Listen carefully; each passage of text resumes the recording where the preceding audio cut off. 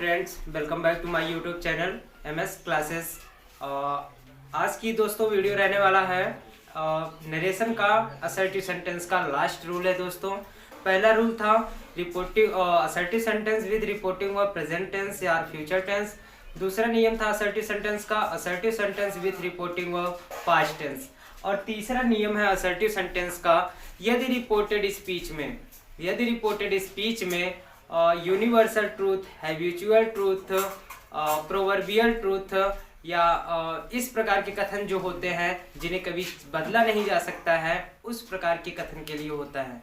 तो दोस्तों, आपका जो असर्टिव सेंटेंस का तीसरा नियम यानी असर्टिव सेंटेंस का जो तीसरा टॉपिक है ये है यदि रिपोर्टिंग वर्ब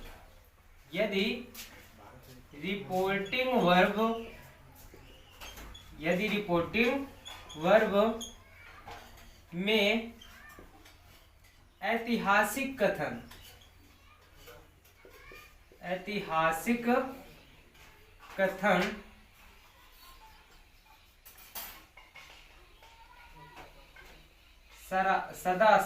सत्य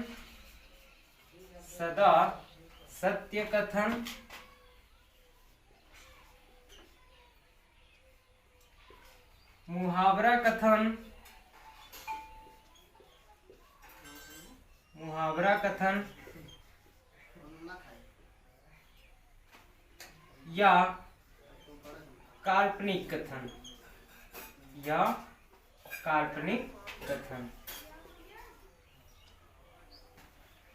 यदि रिपोर्टेड स्पीच में यदि डायरेक्ट स्पीच के रिपोर्टिंग वर्ब में ऐतिहासिक कथन, सदा सत्य कथन, मुहावरा कथन या फिर काल्पनिक कथन होता है दोस्तों, ऐसी भी सिचुएशन कभी कभी डायरेक्ट से इनडायरेक्ट स्पीच में बदलते समय मिल जाती है, जहां पर रिपोर्टेड स्पीच कोई ऐतिहासिक घटना का वर्णन कर रहा हो, या फिर ऐसी भी सिचुएशन बन जाती है जहां सदा सत्य रहने वाला कथन हो।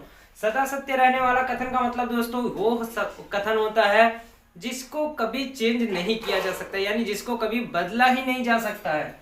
और मुहावरा कथन, कुछ ऐसे कथन भी होते हैं जो मुहावरे से संबंधित होते हैं, तथा कुछ ऐसे भी कथन होते हैं जो काल्पनिक कथन होते हैं दोस्तों।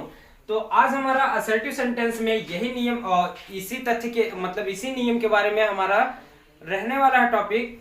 और इसके लिए भी रूल होता है, जैसे कि हमने पहले बताया था कि असर्टिव सेंटेंस को डायरेक्ट से इनडायरेक्ट में बदलते समय सर्वप्रथम रिपोर्टिंग वर्ब को चेंज किया जाता है और उसके बाद इन्वर्टेड कामा को हटाते समय कंजक्शन दैट लगाते हैं, तथा उसके बाद आगे क्या करते हैं, इस तथ्य के लिए उसके टेंस में कोई परिवर्तन नहीं होता है या उसके सेंटेंस में कोई परिवर्तन नहीं होता है, यानी उसमें कुछ नहीं बदला जाता, सिर्फ रिपोर्टिंग वर्ब को बदल करके कंजक्शन दैट का प्रयोग किया जाता है।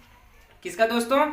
सिर्फ रिपोर्टिंग वर्ब को चेंज करना होगा। जैसे कि पिछले दोनों वीडियो में हमने बताया था, रिपोर्टिंग वर्ब अगर से टू है तो बदला जाएगा टेल में, सेज टू है तो बदला जाएगा टेल्स में, और सेइंग टू है तो बदला जाएगा टेलिंग में, और सैड टू हो तो टोल्ड में बदला जाता है, तथा इन्वर्टेड कामा को हटाते समय कंजक्शन दैट लगता है, अन्यथा कोई भी चीज का प्रयोग इसमें नहीं किया जाता है या कोई भी परिवर्तन नहीं किया जाता है। फॉर एग्जाम्पल के लिए जैसे दोस्तों के लिए पहला सेंटेंस है the teacher said, single comma double inverted comma में the earth moves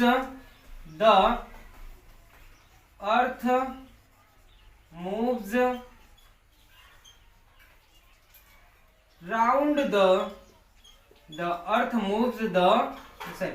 earth moves round the sun।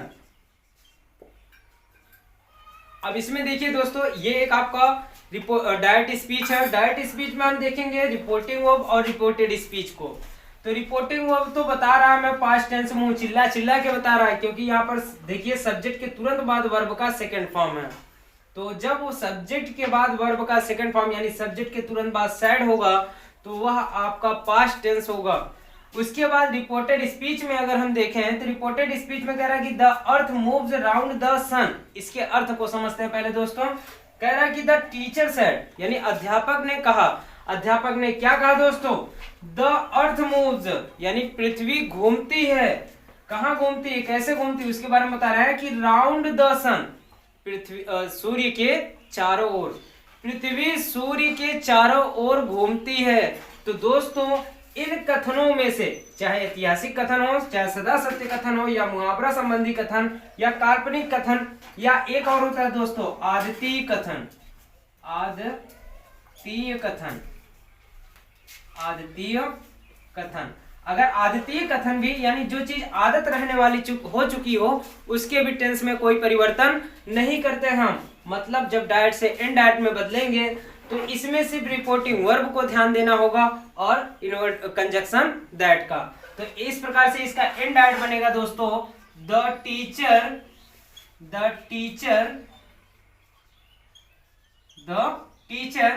Said. क्योंकि दोस्तों देखिएगा यहां पर सेड के साथ में टू नहीं लगा है, इसलिए हमने इसको परिवर्तित नहीं किया गया। ये सिर्फ असर्टिव सेंटेंस में नियम लागू होता है, इसलिए इसे सिर्फ असर्टिव सेंटेंस में ही हम प्रयोग करते हैं। The teacher said. उसके बाद हमने बताया कि इसमें इस प्रकार के वाक्य में जहां पर ऐतिहासिक कथन हो, या सदा सत्य कथन हो, या मुहावरा कथन हो, या फिर काल्पनिक कथन हो, या फिर आदतीय कथन हो, वहां पर दोस्तों सिर्फ कंजक्शन दैट लगाया जाता है, यानी और कोई परिवर्तन नहीं किए जाते हैं। तो यहाँ पर हमने कंजक्शन दैट का प्रयोग कर दिया, तथा रिपोर्टेड स्पीच जैसा है वैसा ही हम लिख देते हैं, उसमें कोई परिवर्तन नहीं करते हैं। तो इस प्रकार से हो गया the earth moves round the sun. यानी अब रिपोर्टेड स्पीच में, अब इनडायरेक्ट स्पीच में कहा जा रहा है कि the teacher said that the earth moves around the sun. यानी इसका जो अर्थ होगा, हिंदी अनुवाद होगा, कह रहा है कि अध्यापक ने कहा कि पृथ्वी सूर्य के चारों ओर चक्कर लगाती है। तो ये कथन सरासत्य था, यानी सदा सत्य था, इसमें कोई परिवर्तन नहीं हुआ दोस्तों।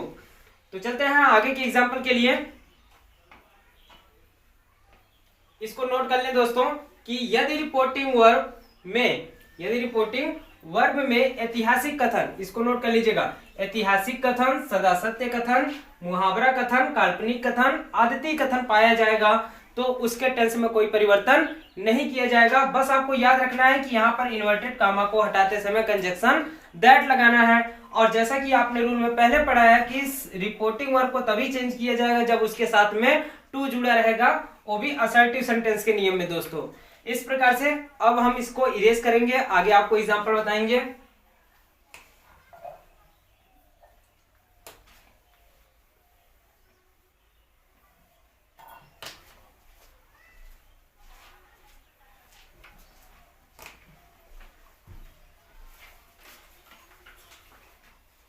अगला एग्जांपल है दोस्तों, he said to me, single comma double inverted comma में,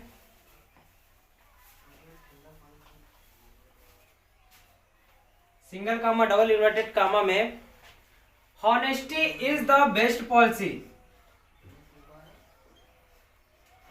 honesty is the best policy, honesty is the best policy. दोस्तों इस एग्जांपल को भी देखिए, बड़े गौर से देखिएगा आप। कह रहा है कि he said to me, उसने मुझसे कहा, उसने मुझसे कहा, honesty is the, honesty का मतलब ईमानदारी, is the best policy, policy का मतलब होता है नीति दोस्तों। क्या होता है? नीति। ईमानदारी सबसे अच्छी नीति है, ईमानदारी सबसे अच्छी नीति है। तो दोस्तों ये भी क्या है? एक सदा सत्य कथन है। कैसा कथन है? सदा सत्य कथन है। मतलब डायरेक्ट से इनडायरेक्ट में बदलते समय इसमें सिर्फ कंजक्शन दैट को प्रयोग करना है, अन्यथा किसी भी चीज का प्रयोग नहीं करना है। इस प्रकार से आप देखेंगे रिपोर्टिंग वर्ब के साथ में टू जुड़ा है तो मतलब यह चेंज होगा। इसके बारे में आपको पहले बताया गया था। यानी सैड टू किसमें चेंज होगा? तुरंत कमेंट कीजिए दोस्तों। तो सैड टू किसमें चेंज होगा? तो सैड टू चेंज हो जाता है दोस्तों आपका टोल्ड में, जैसे कि पिछले दो वीडियो में आपको बताया गया है। उसके बाद ऑब्जेक्ट तथा इन्वर्टेड कामा को हटाएंगे तो आप कंजक्शन दैट का प्रयोग करेंगे। अब उसके बाद रिपोर्टेड स्पीच का जो टेंस है या सेंटेंस है उसमें हम कोई परिवर्तन नहीं करते हैं क्योंकि यह सदा सत्य कथन है। तो इस प्रकार से हो जाएगा honesty is the best policy. Honesty is the best policy. तो दोस्तों अगला एग्जांपल आपके लिए है। अगला एग्जांपल है सी sad single comma double inverted comma में 2 and 2 is 4। 2 and 2 is 4। 2 and 2 is 4। ध्यान दीजिएगा 2 and 2 यानी एंड का मतलब यहाँ पर मल्टीप्लाई कह सकते हैं, यानी 2 का गुणा 2 से इज 4 यानी 4 है। तो ये भी सत्य कथन है दोस्तों। तो जब आपको जैसे बताया गया कि रूल में यदि रिपोर्टेड स्पीच में ऐतिहासिक कथन, सदा सत्य कथन, मुहावरा कथन या फिर क्या था दोस्तों, हम भूल रहे हैं थोड़ा सा आगे जो भी था, तो उस प्रकार के कथन में कोई भी परिवर्तन यानी डायट से इनडायट में बदलते समय कोई भी चेंजेस नहीं किए जाते हैं दोस्तों। इसलिए जब डायट से इनडायट में बदलेंगे तो सिर्फ यहाँ पर इन्वर्टेड कामा को हटाते समय कंजक्शन दैट लगाएंगे। तो हो जाएगा आपका सी sad that 2 and 2 is 4। 2 and 2 is 4 यानी उसने कहा कि 2 और 2 4 है। 2 और 2 4 है। इस प्रकार से आपका ये जो नरेशन है यानी इस प्रकार से सही आपका बन जाता है। अगला एग्जांपल है दोस्तों he said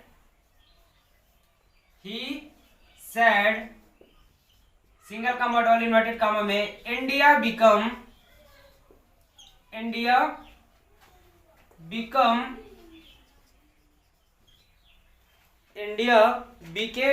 became free on 15th August in 1947।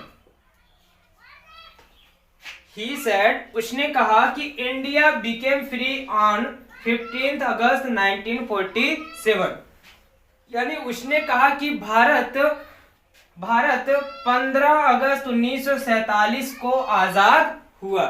तो इस प्रकार से भी देखें दोस्तों, ये हमारा कैसा कथन है, ये हमारा ऐतिहासिक कथन है दोस्तों। कैसा कथन है? ऐतिहासिक कथन है। तो मतलब जब ऐतिहासिक कथन का बोध यहाँ पर हो रहा है तो मतलब इसमें सिर्फ आपको दैट का प्रयोग करना है, यानी इन्वर्टेड कामा को हटाएंगे तो कंजक्शन दैट का प्रयोग कर देना है। इस प्रकार से ये दोस्तों बन जाएगा ही सैड तथा इन्वर्टेड कामा को हटाएंगे दैट, उसके बाद इसमें कोई परिवर्तन नहीं करेंगे, यानी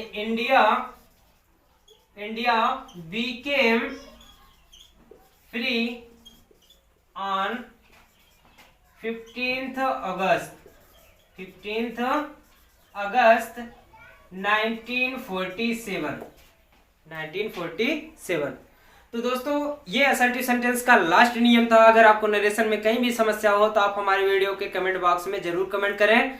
यदि आप नए व्यूजर हैं तो वीडियो को लाइक करें, शेयर करें और सब्सक्राइब भी करें। हाँ दोस्तों, अगर आपको इंग्लिश ग्रामर से संबंधित कहीं भी कोई भी समस्याएं होती है तो आप इंग्लिश की वीडियो के कमेंट बॉक्स में अपना सुझाव या फिर अपना क्वेश्चन या फिर अपना प्रश्न आप लिख सकते हो। आज की वीडियो में तो दोस्तों बस इतना ही। जय हिंद।